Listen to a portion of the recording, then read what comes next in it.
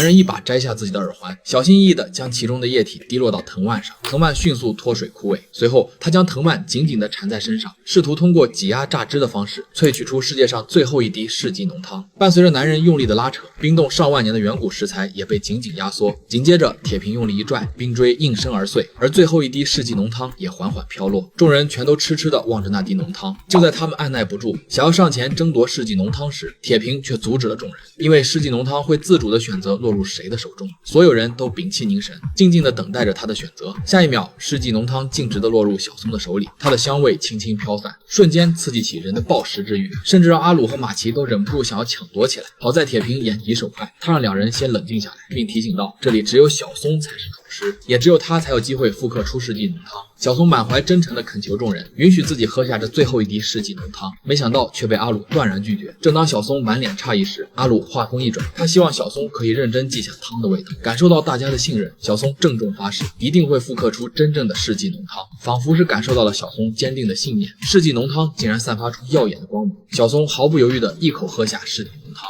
可下一秒他却一头栽倒在地。众人见状连忙将他扶起，可小松却露出了一脸猥琐的表情。这种美妙绝伦的滋味根本无法用语言来形容，哪怕只是再想一下，大马猴的表情就会再次浮现，惹得阿鲁也无比期待。为了能够尽快还原出世纪浓汤，小松收集了上万种食材反复尝试，先是用什锦蔬菜做汤底，然后加上深海扇贝提鲜，虽然味道很美味，但和真正的世纪浓汤相比还是差很多。接下来小松不断尝试，可始终无法还原出世纪浓汤原本的味道。无奈小松只好去寻求杰乃婆婆的帮助，可她却不知道的是，杰乃婆婆花了30年的时间才制作出世纪浓汤。小松听完直接崩溃了。然而当杰乃婆婆品尝完小松的昆汤之后，她突然眉头紧锁，没有过多的夸赞。杰乃婆婆只是告诉小松，她的世纪浓汤只差最后一步。小松顿时受到了启发。回到厨房后，小松按照杰乃婆婆的指引，开始用心去聆听食材的声音，每一步都做得万分谨慎。终于在经历了长达2个半小时的熬制后，小松制作出了一碗晶莹透明的浓汤。